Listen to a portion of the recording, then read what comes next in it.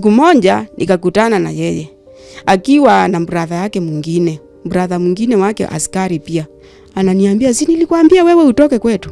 Sasa nikamwambia, "Sasa wewe nakuuliza, natoka kwenu niende wapi? Wewe unaniambia mambo zako na uko na bibi. Sasa unataka nifanye nini? Hata kama ni mwanamke mwingine unataka wa nje, si utafute mwanamke mwingine. Sasa mimi sitaki hiyo mambo unaniambia." Kaniambia, "Wewe nitakuua. Nitakuja kukuua, toka kwetu. Kama unataka usalama, toka kwetu."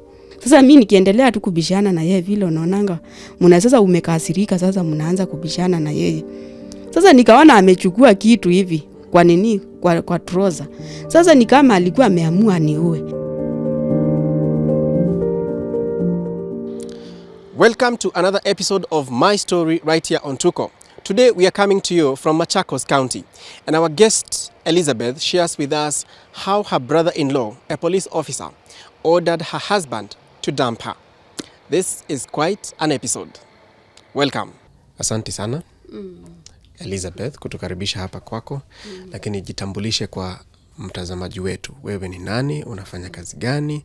Familia yako iko namna gani? Watazamaji ninawasalimia, na mimi kwa majina yangu naitwa Elizabeth Vivi ama Elizabeth Mwende. Vivi ni mamangu. Mimi ndio naishi hapa na niko na familia. Nakaa namna gani na unafanya kazi gani?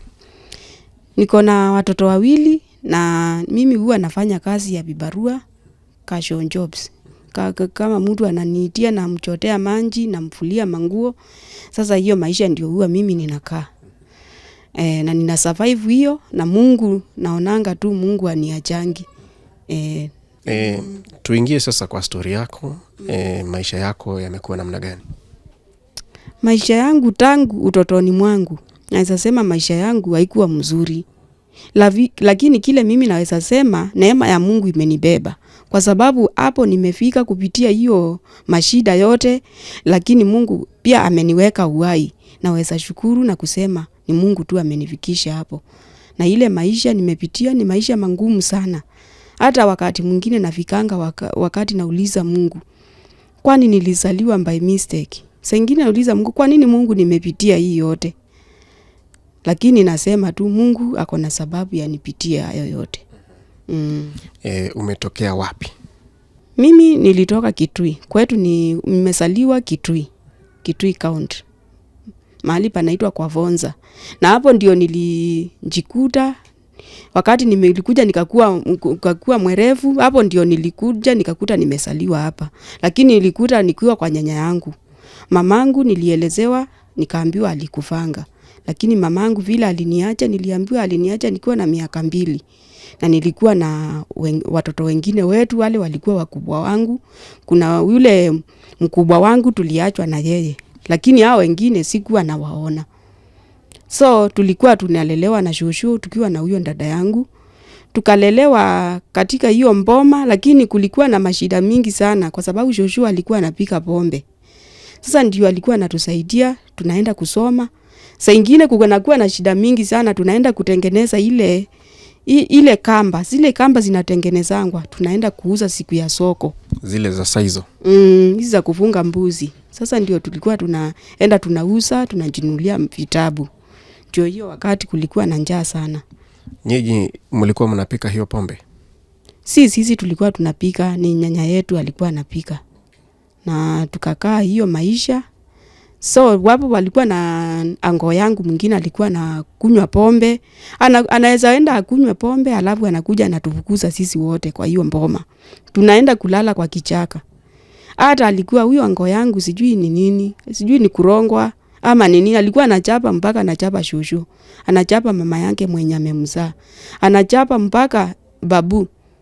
Lakini babu alikuja akakufa, tukabaki na shosho. Sasa tukakaa hiyo maisha ya kuhangaika. Akikunywa hivi tunakuja tunafukuzwa. Tukisikia akikohoa hivi sote tunaingia kwa kichaka. Tunaenda kulala huko. Juu hiyo mboma haiwezi ingika. Sasa tukakaa hivyo. Mimi nikakuja nikaona hii maisha imekuwa too much sana. Kukakuwa na mashida mingi. Mimi nikatoroka. Nikakuja huku Nairobi. Sasa ndio nilikuja kwa mtu nilikuwa najua wa huko. Ulitoroka ukiwa na miaka kama mingapi hivi? Mimi nilitoka huko nikiwa na 13. Nilitoka huko nikiwa na 13 years. Sasa ndio nilikuja nikakaa nikatafuta kazi. Nilitafuta kazi mahali pengine. Nikafanya. Sasa nikaendelea kugrow. Sasa nikakuja nikafikisha miaka I think 17 hapo. So ndio nilikuja sasa nikaandikwa kwa askari mwingine. Hiyo kazi ambayo ulianza kufanya ya kwanza ilikuwa ya aina gani? Ilikuwa tu ya nyumba. So nikafanya hapo. Sasa wao wenye walikuwa wameniandika walikuja wakaama wakaenda kazi nchi za nje. So ikabidi mimi nibaki nitafute kazi zingine. Sasa ndio nilikuja nikapata huyo askari. Walikuwa na hiyo wakati alikuwa anafanya kama mkonji. Sasa ndio alikuja akaniambia bibi yangu ako na watoto wadogo, kuja nikuandike. Mnaweza kuleta muongee na yeye. Hiyo wakati tu nilikuwa msichana. Sasa nikakuja tukaongea na bibi yake akaniandika. Sasa tukakaa kama mkonji. Alafu tukamaliza kukaa kama mkonji, sawa akanunua shamba huku Mlolongo. Wamenjenga huku tu. Na sasa vile walinjenga, sasa tukahama huko tukakuja kuishi na wao. Sasa tukikaa hapo, sasa huyo askari akaanza kuningeukia. Sasa wakati ni bibi yake ameenda kazi, juu alikuwa amemfungulia kazi ya chemist. Sasa akienda anarudi. Ananiambia lazima unikubali. Ngoja tueleze nani ameenda kazi, nani anarudi? Huyo mzee wake alikuwa anatoka, huyo askari anaenda job na bibi anatoka anaenda job, juu alikuwa amemfungulia kazi huku. Sasa anarudi, watoto si wameshaenda shule. Sasa anarudi hapo ananiambia lazima unikubali. Na kama hutanikubali hapa utakaa. Sasa mimi nikamwambia unajua bibi yako ninamheshimu sana. Na unajua bibi yake alikuwa mpole. Ni hao watu wanawake wanakuanga wapole sana. Hata hawezi kukukosea. Nikamwambia sasa bibi yako kama yeye ananibeba kama mtoto wake. Sasa ni kitu gani ya kumkosesha heshima kama hii? Tena hii ni kuharibia mtu maisha yake. Kwa sababu hata wewe uko na bibi, mimi nataka nikae maisha mazuri, nikuje kama nitakuja kuoleka nioleke. Sasa ndugu yake. Kabla tuende kwa ndugu yake, alikuwa alijaribu kukuja mara kama ngapi hivi? Alikuwa anaenda anarudi. Akifuka kama leo anakaa kama siku 2 hivi anakuja. Sasa hiyo nini inakuwa haina amani. Sasa anataka kunishika alale na mimi cha nguvu. Mimi nikamwambia sasa nitaambia bibi yako. Sasa ndio alikuja sasa akaacha kukuja. Sasa mimi nikaachana naye, lakini singetaka kuambia bibi yake kazi isiishe. Mimi nikanyamaza tu. Lakini akaniambia kama hutanikubali utatoka hapa uende ukatafute kazi mahali kwingine. Lakini ikawa sasa huyo ndugu yake sasa alikuanga ananiongelesha huyu mdogo wake. Sasa tulikuwa tumekubaliana. Sasa mimi nikaona kwa sababu nimepitia mashida mingi. Mimi nikaona sasa mimi wakati nilikuwa naonanga mtu akiolewa huyu anapumzika hata ona mashida tena. Unapata kwako na unaishi. Sasa nikawa naongea na yeye. Sasa ndio nilikuja sasa nikaoleka. Nikakuja nikaacha kazi sasa nikaoleka na huyo ndugu yake.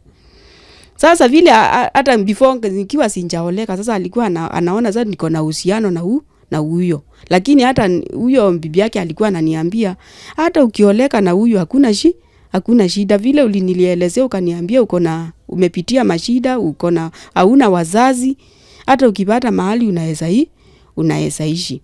Sasa vile huyo askari alikuja akanjua hiyo kitu, akaanza kuniambia kama hutanikubali utaenda kukaa huko kwetu. Lazima ulale na mimi. Mimi nikamwambia mimi siwezi lala na wewe.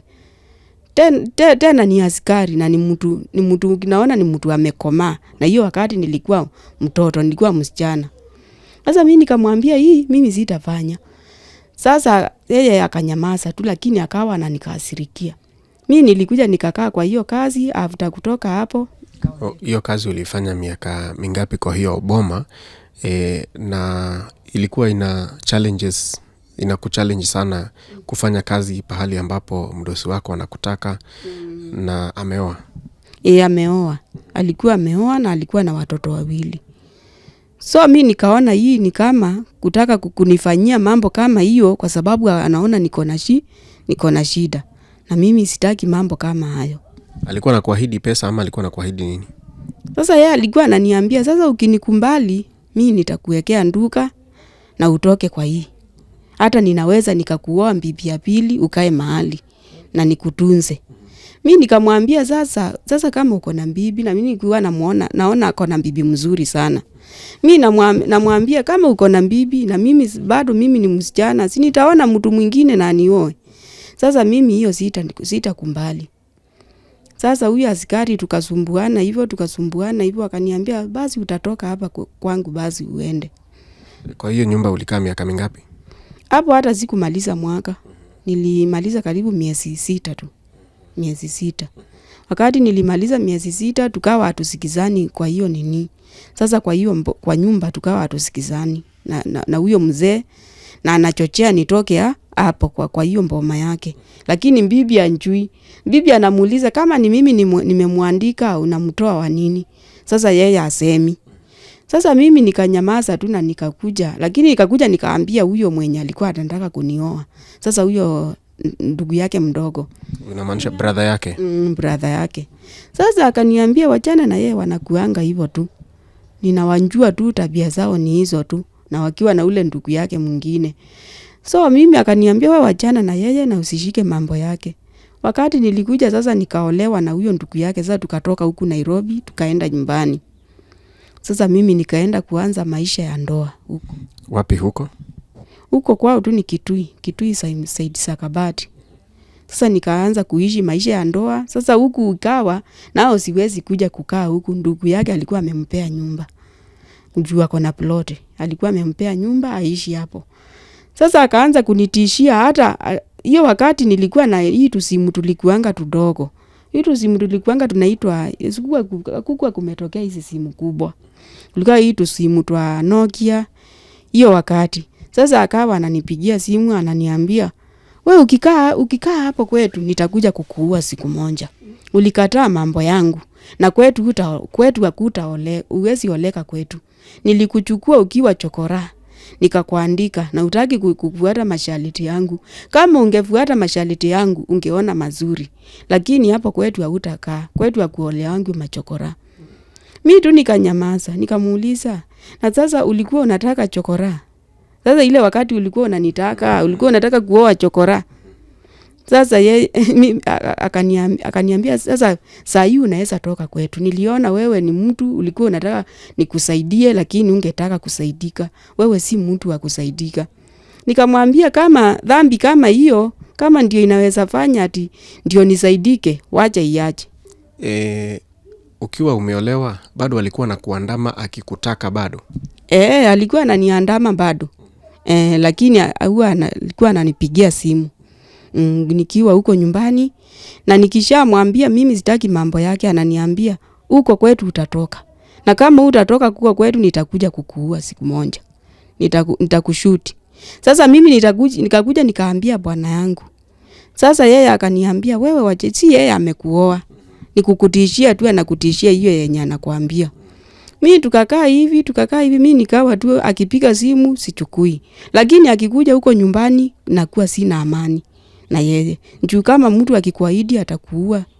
Sasa utakaribiana na yeye? Utakaribiana na yeye. Mimi tu nikaendelea tu kukaa katika hiyo mambo yote, ninajua hiyo changamoto napitia, lakini mimi nanyamaza. Sasa ndio nilikuja sasa nikapata mimba. Wakati nilipata mimba shida ikakuwa ndio mingi sana.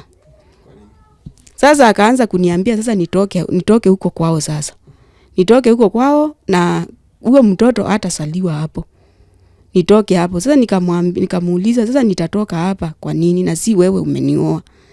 Sasa akapigia mama yake simu. Akamwambia huyo mwanamke atoke hapo. Na kama hatatoka hapo nitajua vile nitafanya. Hapo kwetu kutaolewa mwanamke ule ninataka aolewe hapo. Na si ni brother yake amekuoa?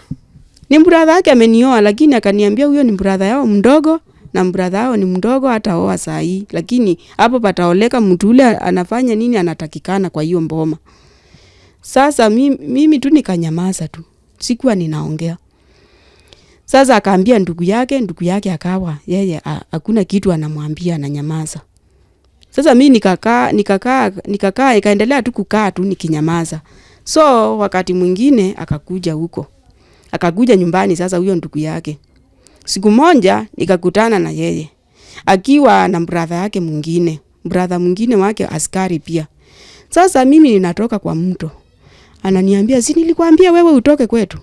Alikuwa tu ametoka kwake kwa nyumba anatembea na barabara. "Si nilikwambia utoke kwetu?" Sasa nikamwambia, "Sasa wewe nakuuliza, natoka kwenu niende wapi? Nilikuja nikakuelezea ile mashida nimepitia, ukaniandika. Wewe unaniambia mambo zako na uko na bibi. Sasa unataka nifanye nini? Hata kama ni mwanamke mwingine unataka wa nje, si utafute mwanamke mwingine. Lakini sasa hivi unaona mimi ni mdogo na mimi nataka dynasty yangu ikuwe mzuri na niishi maisha mazuri. Sasa mimi sitaki hiyo mambo unaniambia." Kaniambia, "Wewe nitakuua. Nitakuja kukuua, toka kwetu, kama unataka usalama toka kwetu." Sasa mimi nikiendelea tu kubishana na yeye vile unaonanga sasa umekasirika, sasa mnaanza kubishana na yeye. Sasa nikaona amechukua kitu hivi kwa trouser.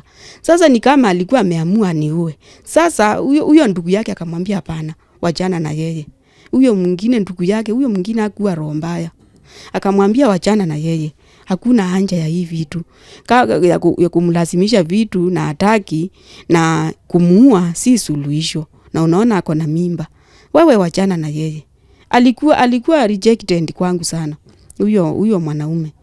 Sasa mimi nikatoka nikaenda nyumbani. Tukaachana na wao wakaenda kwa duka zingine zilikuwa hapo. Wakati huo uliogopa sana? Niliongopa sana na nikaona sasa kama hatungekuwa na huyo ndugu yake si angenishuti nikufe, na mimi sina mtu wa kunitetea, sina wazazi. Ule tulikuwa naye ni shosho na yeye shosho alikuja akaanga. Sasa nikasema sasa kukaa hapa ni very dangerous sana. Kwa sababu tunaweza kutana na yeye kona mbaya na niue. Sasa kutoka hapo ndio mimi nilirudi nyumbani. Kesho yake akanipigia simu, akaniambia, "Kama unataka usalama, mimi nitakwambia kitu kimoja tu. Nitakupea mtihani moja tu. Na ukikosa kupita hiyo mtihani utatoka kwetu. Ukumbali ile maneno nitakwambia. Uende utoe hiyo mimba uko nayo na ukumbali nikuwekee nduka na tutakusaidia. Toa hiyo mimba uko nayo kama unataka usalama." Sisemi ati ni vizuri kutoa mimba, lakini ilikuwa ya miezi mingapi? Hiyo mimba ilikuwa kama miezi 3 hivi. Ilikuwa miezi 3 na ndio ilikuwa mtoto wangu wa kwanza. Sasa ule saa hii yako form 3 sasa. Mimi nikamuuliza ati unasema nini? Akaniambia, "Wewe renda utoe hiyo mimba. Na kama unataka usalama kwa hii mboma yetu hautakaa. Kama utafuata maagizo yangu, mimi hapa kwetu ndio ninaongeanga na ninasikika. Na ninaweza ongea kitu hapa na kila mtu asikie. Nikisema utoke kwetu saa hii, ni pile tu nakupembeleza, sitaki utoke saa hii. Lakini kama utafuata maagizo yangu utatoka hapa." Nikamwambia, "Wewe tu anja yako ni nitoe mimba na uniwekee kazi. Na ukue urafiki na mimi." Sasa nikaona huyu mtu ni kama tu alitumwa na shetani. Aniinject tu, anifanyie tu mateso vile anataka. Mimi sasa nikamwambia, "Ni sawa, nimekubali maneno yako. Nimekubali." Akaniambia, "Nataka kesho tukutane huko Kabati." Sasa Kabati ni ile soko sasa. Hiyo sasa kuna hospitali pia huko na hiyo ni ile soko kubwa. Sasa nikamwambia, "Ni sawa wewe, tutakutana huko." Mimi nikanyamaza. Lakini mimi kwa moyo wangu nikaamua nikasema sitatoa mimba. Lakini mahali atanipigia simu nitaenda police station direct. Mimi sitaenda huko ananiambia, lakini wacha nimwambie nimuonyeshe tutaenda. Ndio nione reaction zake vile atareact. Lakini na unasema huyu alikuwa brother ya bwanako? Anakuambia utoe mimba ndio mkue na urafiki? Ndio tukue na urafiki na niwekee kazi. So mimi nikamwambia, "Wewe kwa nini wewe uwezi tafuta watu wengine? Ni mimi tu nataka. Ni kama tu nataka kuniharibia maisha yangu na ni askari." Mimi nikaona hiyo haitawezekana. So hiyo wakati alikuwa ameniaidia kesho yake ati niende nitoe hiyo mimba ndio aniwekee kazi ya nduka. Sasa mimi badala niende huko tukakutane na yeye, mimi nikarudi sasa nikaenda police station. Sasa wakati nilienda police station nilienda nikaelezea. Nikaelezea hao watu wa police station. Nikawaambia sasa mimi kuna mahali nimeoleka na kumekuwa hii changamoto, huyu mtu amekuwa akinitaka na ananiambia sasa mimi kama sitafuata maagizo yake sasa ataniua. Hata kuna siku alikuwa anataka kuniua na akakanywa na brother yake. Mimi ni sahihi mimi kutoa mimba kweli? Mimi siwezi toa hii mimba. Hata ikue nini, hata naweza kuwa natoa, pengine ningeenda huko aniambie nitoleo hiyo mimba vibaya nikuve. Ikue anja yake ilikuwa hiyo. Mimi siwezi kumbali hata kama niko na shida gani. Sasa maaskari akaitwa huko, nikaambiwa kuna namba yake, ndio hii. Akapigiwa akakuja huko. Wakati alikuja huko, sasa akidhania nimeenda huko. Sasa vile alikuja huko, alikuja akaniangalia. Hivi na akanisomea. Ati umekuja huku kunistaki. Ni wapi mimi nilikuita ati uende ukatoe mimba? Mimi nikamwambia, miss call yako si ndio hii mbele ya ofisa. Si ndio hii yenye ulikuwa umeniandikia, umenipigia na umeniambia hivyo. Na umekuwa rejected kwangu sana ukiniambia unataka nikukumbali na kama sitakukumbali utaniua na utaniwekea kazi. Sasa umekuwa ukiniambia hiyo maneno tena ulikuwa unaniambia nikuje nitoe hii mimba. Sasa nitatoa mimba kwa nini? Na nikitoa nikufe. Sasa yeye unajua alikuwa amezoea kuongana. Akaenda akaongana hapo. Sijui alienda akaongea na maofisa. Juu anajuana na watu wa huko. Vile aliongea hivyo kitu ikaisha hivi tu. Yenye ieleweki. Nikaambiwa na ofisa, wewe rudi kwa nyumba. Na kama niliitwa na ofisa alikuwa wa mwanamke. Sasa akanielezea, akaniongelesha, akaniambia kama wewe unaona hiyo ndoa ni mbaya. Wewe enda uende kwenu. Nikamwambia mimi sina wazazi hata saa hii nikitoka hapa sijui nitaenda wapi. Kwetu huko tulifukuzwa na mango yetu. Sasa mahali nilikuwa nakaa ni kufanya kibarua. Sina mahali mbele na nyuma mahali naweza enda sasa. Tu niende nikaishi kwa street. Sasa mimi sina pesa ya kukomboa nyumba. Kaniambia ama uende tu uvumilie. Mimi nikarudi tu nikaenda nikakaa hapo lakini mashida ikawa ni ile tu ananitishia. Pia anapiga simu akaniambia wakati hiyo alikuja akarudi Nairobi. Sasa ananipigia akaniambia next week nikikukuta hapo nitakuua. Sasa hiyo wakati nilikuja mimi nikakasirika. Sasa nikasema sasa sitakaa hapa. Nilibeba manguo zangu zote. Nikaenda. Wakati nilienda Kitui kwa OCS nikaenda nikamuelezea. Akaniambia sasa kwa sababu saa hii mimba unaona inaendelea kukua kubwa, wewe wacha nikuitie nikuonyeshe vile nitakusaidia. Sasa alikuja akanisaidia akaita masista hao wa Catholic. Sasa ndio walinichukua. Nikaambiwa kuna mahali wasichana wakimistreatiwa vibaya ama wakibeba mimba. Kuna mahali huwa wanawachukua, wanaenda kukaa wanawasaidia mpaka wanajifungua. Lastly wanarudi kwao. Sasa nilitumiwa hao masista wakanibeba wakanilete Mburuburu. Wakati ulikuwa unaondoka bwanako alisema nini?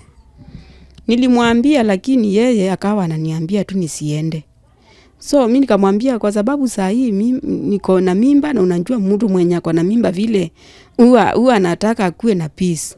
Huwa anataka ukue una hii mambo ingine ya kukuletea ukue hauna amani.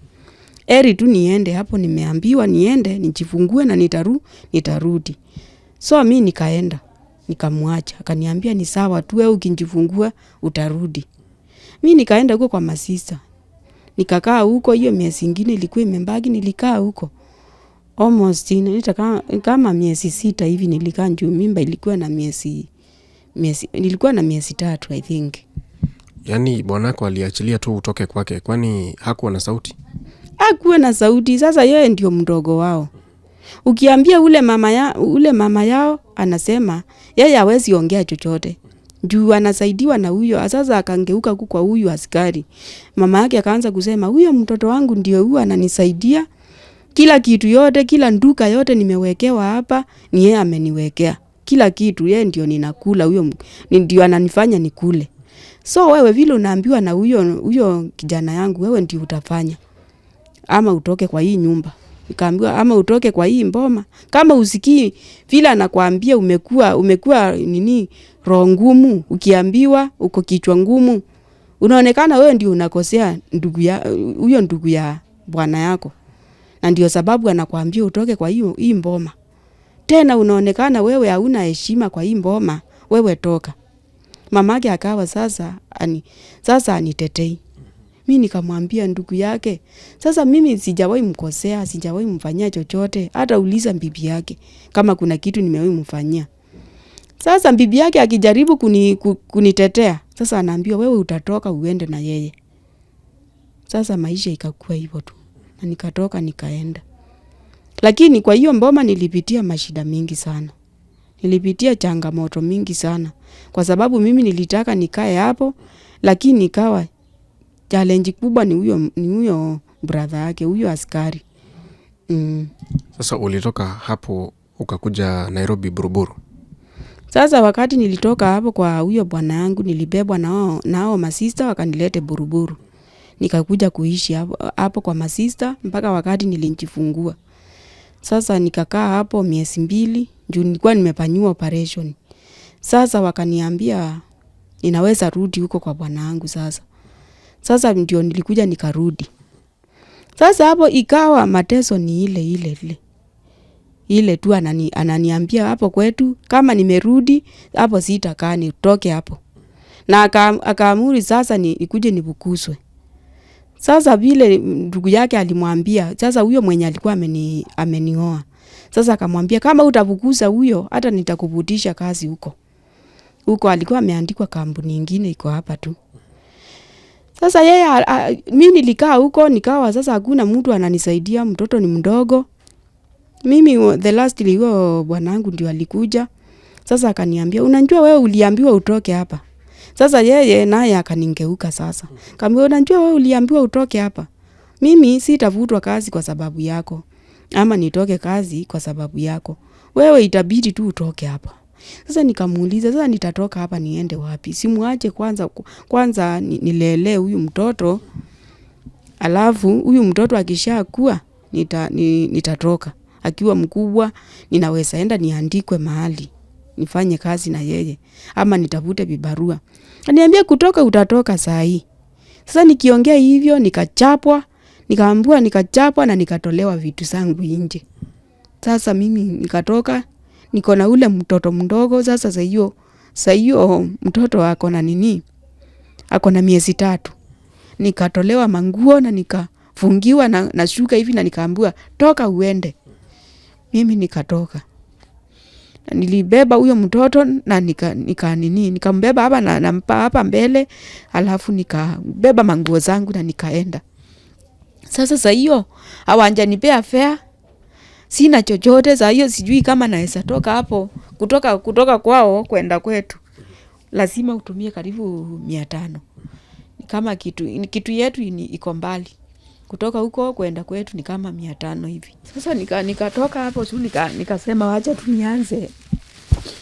nianze kuomba usingizi huko. Sasa nilianza kuomba huko kwa majirani, sikuenda mbali.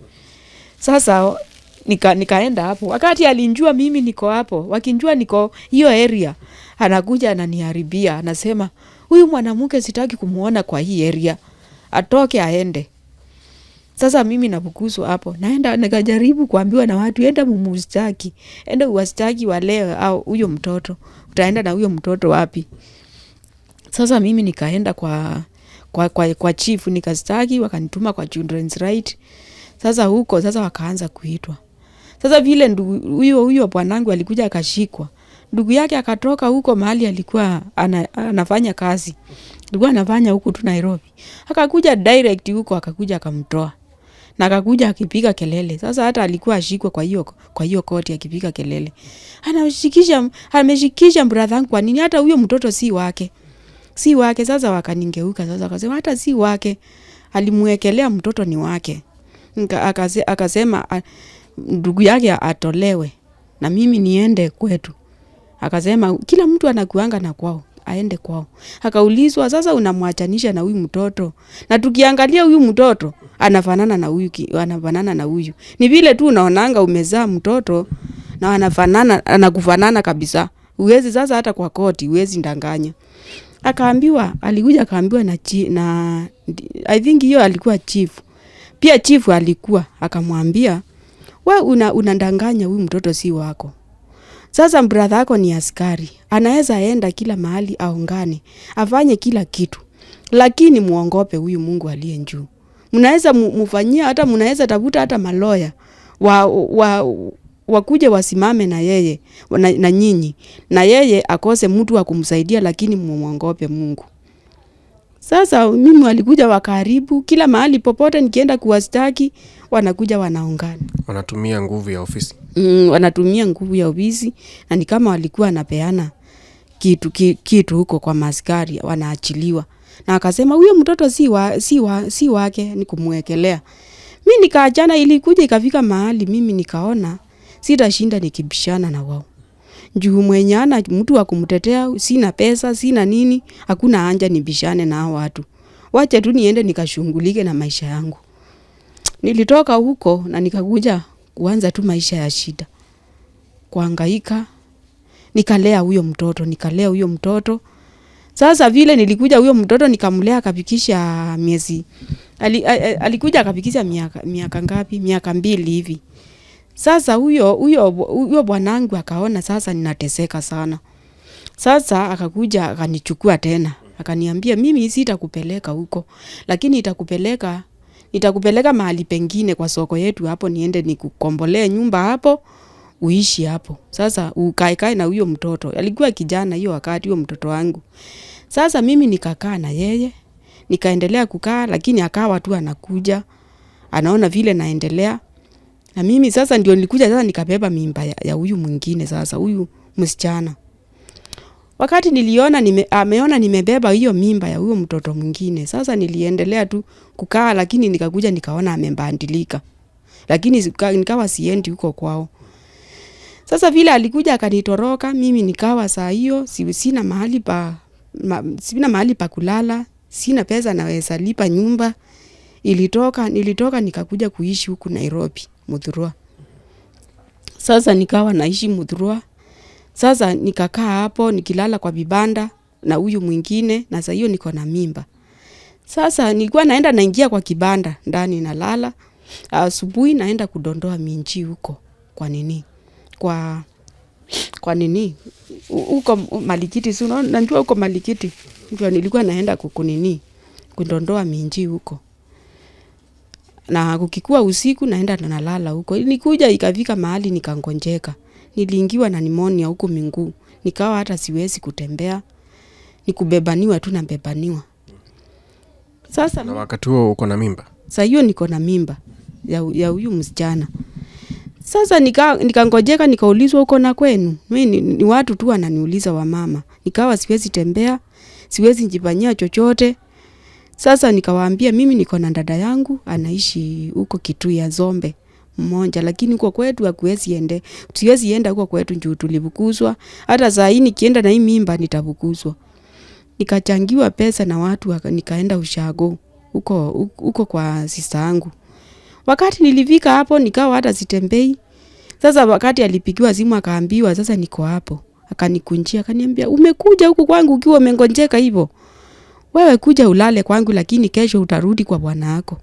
Utarudi huko kwa bwana yako aende akakusaidie. Mimi bwanangu alikufanga na sina mtu yeyote anaweza nisaidia ati nikusaidie mpaka upone, na niko na wanjukuu na niko na shida.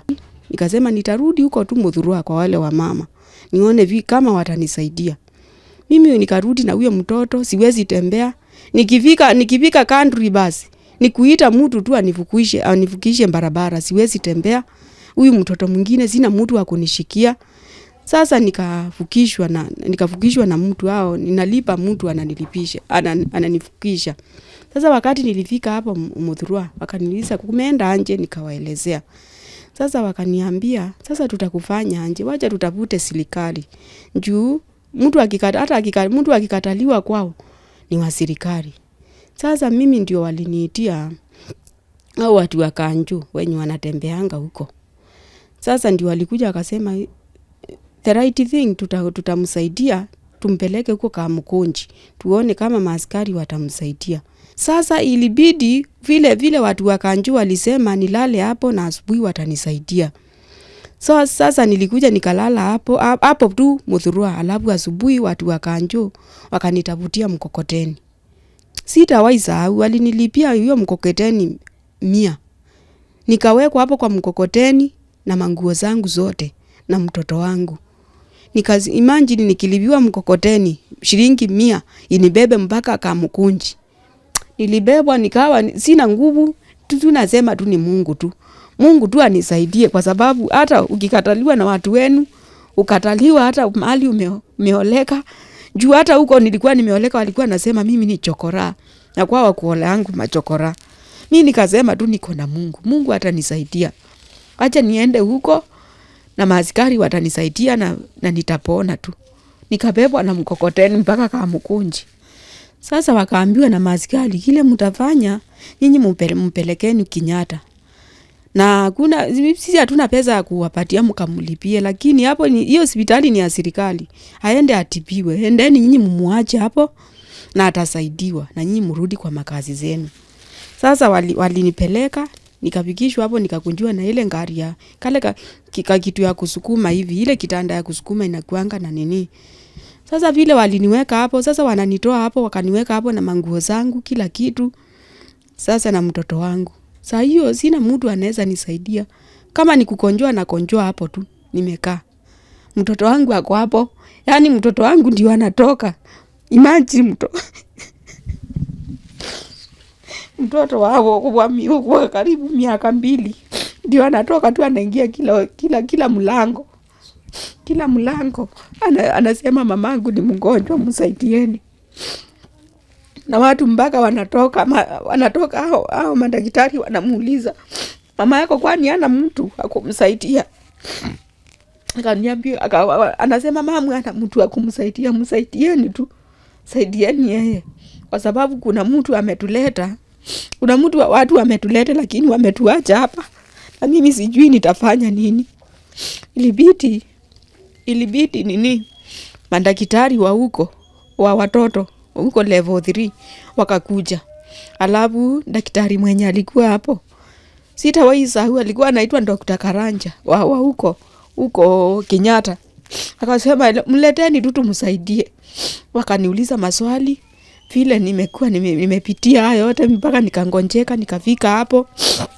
Wakasema sasa wacha tuone vile tutasaidia huyu mama. Huyu mama wacha tumpeleke GFA. Huko kwa mama maternity. Akae huko, andimitiwe huko, na huyu mtoto tumchukue tu, tumwandimiti kama mgonjwa. Tumweke tu kusudi kwetu, tunataka tu asaidike na hawa tu anakula na kulala kitanda na awekewe faili kama mgonjwa. Sasa hao madaktari walichora hivyo, na nikaona hapo walikuwa ni Mungu aliingia ndani yao wanisaidie hivyo. Kenyatta ulikaa kwa muda gani? Juu nilienda mimba ikiwa na miezi 3. Ni kama nilikaa miezi 6 huko. Kenyatta. Ulipotoka ulienda wapi? Nilipotoka Kenyatta, wakati nilikuja nikajifungua, ilibidi sasa nikarudi huko Ukambani tu. Juu huko singekaa sasa kwa street, kwa sababu hiyo niko na mtoto mdogo. Sasa nilienda nikakomboa nyumba ya 300. Juu hata hao madaktari ndio walinichangia. Juu waliniuliza, wewe utaenda wapi ukitoka hapa? Nikawaambia sitarudi kwa street, lakini nitaenda nikomboe kanyumba huko Shago. Juu huko Shago nyumba ni si very expensive, ni cheaper. Sasa na hata huko Shago hiyo wakati ungepata hata nyumba ya 300.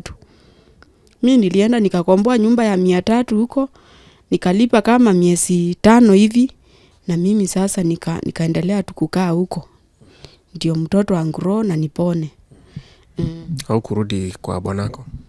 Mimi sikurudi kwa bwana wangu tena. Nilimpigia simu, lakini akaniambia yeye aliambiwa na brother yake aoe bibi mwingine na ameshaoa. Nikamwambia ni sawa, kama umeshaoa ni sawa, acha nilee watoto wangu. Kutoka hiyo wakati mimi nimekuwa tu nikiishi na watoto wangu na nikifanya tu kazi hizi za kufulia watu. Na nimekaa hiyo miaka yote. I think saa hii ni kama, kwa sababu nilitoka huko na mimba ya huyu mdogo. Sasa Sasa ya huyu sahi ni kama kona karibu 14 sasa. Sahi kutoka hiyo miaka 14 sijawahi ongea na yeye. But bibi yake kuna wakati tulikutana na yeye. Bibi ya aliyekuwa bwanako? Akaniambia yeye bado anaendelea kuishi. Na mimi nikamwambia sina shida, naendelea tu kulea watoto wangu. Hukumuuliza kama brother ya bwanako anamsumbua? Mimi tu aliniambia bwana yako hako lakini anashindianga kukuulizia. Nikamwambia mimi asiniulizie, anaulizia ati huyu kijana yake. Nikamwambia sasa yeye kwa sababu walimkataa mbele ya koti. Wakasema si mtoto wake, na tena wakasema ni kumwekelea na mwekelea si mtoto wake. Mimi wacha nilee watoto wangu. Nauliza wewe haukumuuliza kama brother ya bwanako anamsumbua venye alikuwa anakusumbua? Aliniambia hata yeye anapitia mashida tu.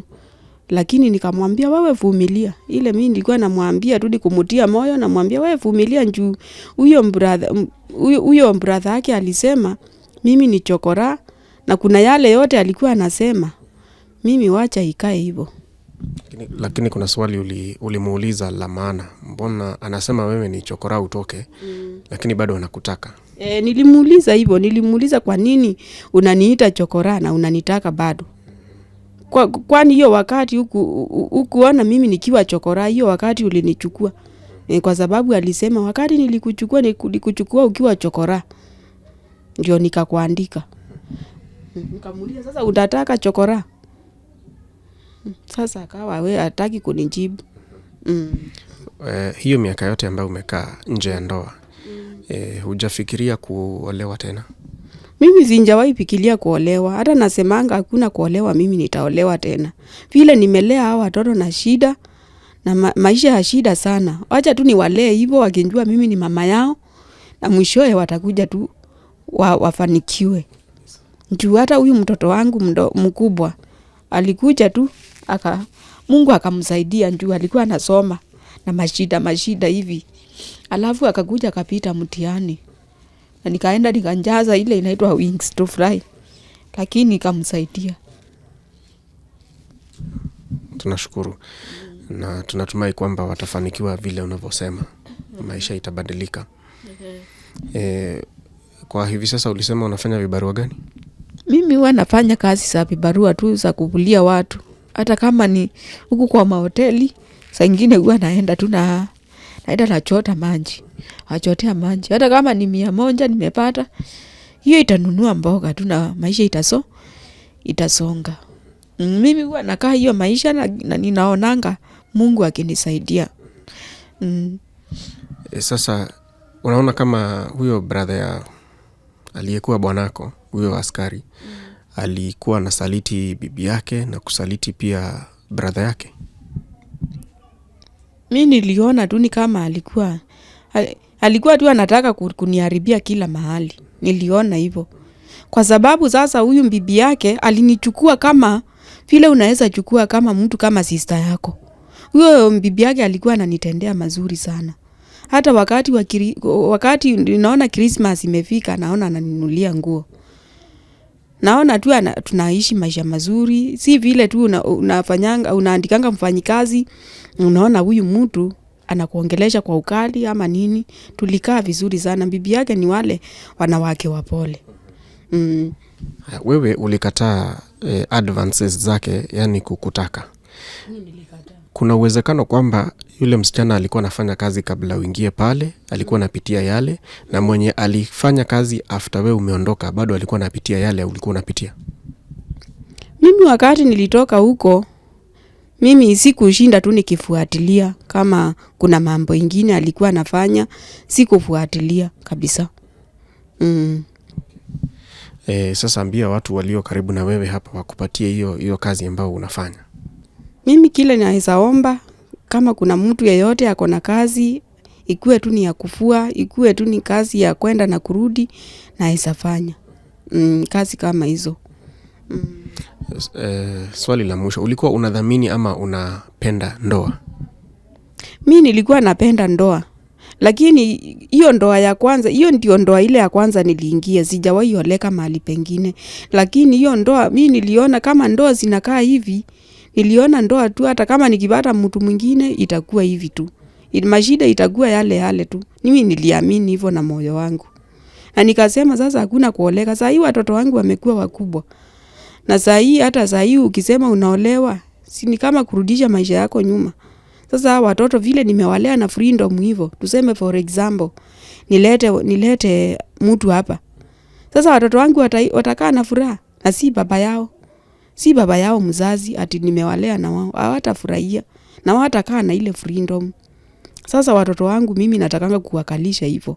Wakuwe na freedom, wakijua wamelelewa na mama yao peke yao, na watakusoma na bidii wakinjua ya kwamba mamangu hana chochote na sisi tunafaa tusome kwa bidii tutoe mama yetu kwa hii situation ya shida. Na hivyo ndio natakanga, na mimi sitakangi kuoleka tena, na sitawahi kumbali. Ongelesha wale wanafanya kazi katika nyumba na pengine wanapitia yale ulikuwa unapitia.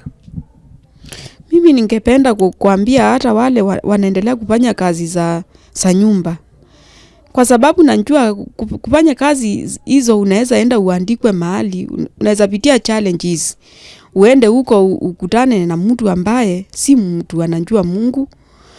Ukute watu ambaye ni mtu wa tamaa, aanze kukutaka, aanze kukuapproach, anakutaka na wewe umekuja hapo ukijua kuzudi kwako umekuja ujitafutie.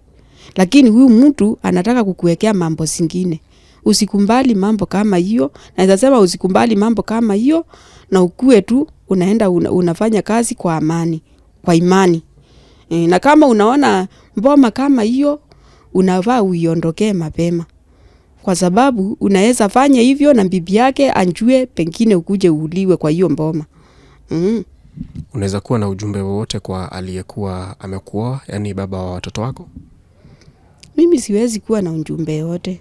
Juu wakati mimi nilitoka kwake, nilimfananisha tu na kama mtu mwenye tu amekufa. Mimi nilimfananisha kama yule anaoleangwa na bwanake anakufa. Hivyo ndivyo tu nilimfananisha. Kwa sababu hata yule anaolewa na bwanake akufe, si anaishi. Mimi nilimfananisha hivyo, na mimi siwezi kuwa na kitu yeyote kwake kwa kumwambia. Maneno mazito hayo mami. Lakini peana nambari yako ya simu hapa ili watazamaji waweze kuwasiliana na wewe. Mnaweza saidiana kwa njia moja ama nyingine. Namba yangu ni 0792 95 62 55. Jina yangu nimeregister hiyo kitambulisho yangu ni Elizabeth Vivi.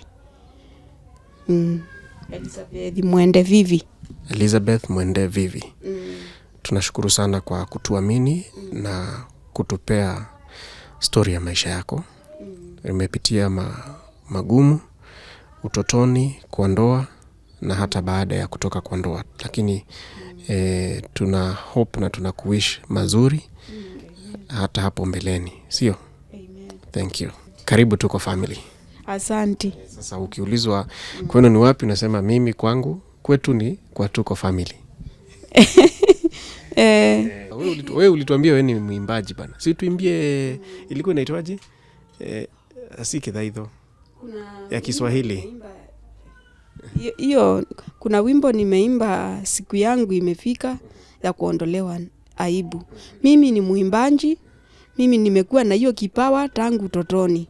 Lakini kupitia hiyo changamoto yote nilipitia, nilipenda tu kuimba. Na nikawa nimeanza, hata kama naenda nafanyia mtu kibarua ya kufua nguo, nikilipa 500 naweka 250, natumia 250. Natuma studio. Mimi naendelea tu kurekodi wimbo. Wimbo ikishaisha kulipwa natumiwa wimbo yangu.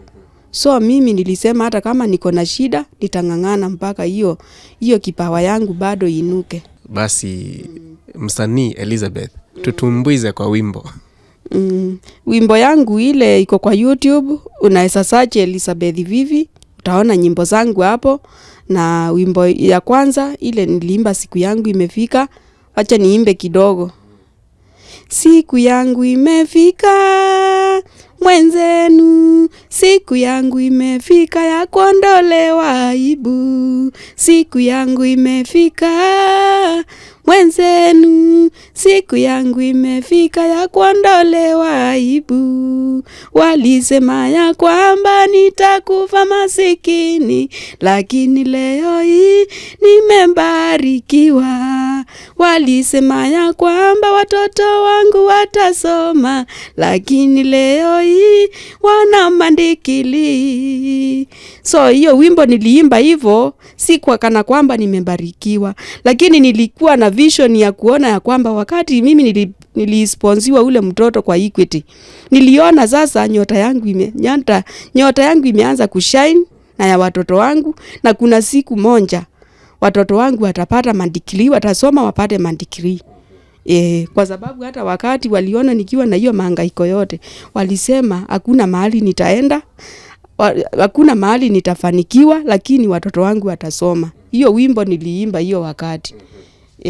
Na kweli siku ya kubarikiwa ndio hii, manake Tuko Family pia imefika hapa. Asante. Tuko Family, that's the story and the struggles of our guest today, Elizabeth Mwende Vivi, her marital life and after that. Have you learned a lesson? And if you're working in a house and these advances keep coming towards you, what will you do? What would you do if you were in her shoes? My name is Kingori Wangeshi. This has been my story right here on Tuko. Thank you for watching.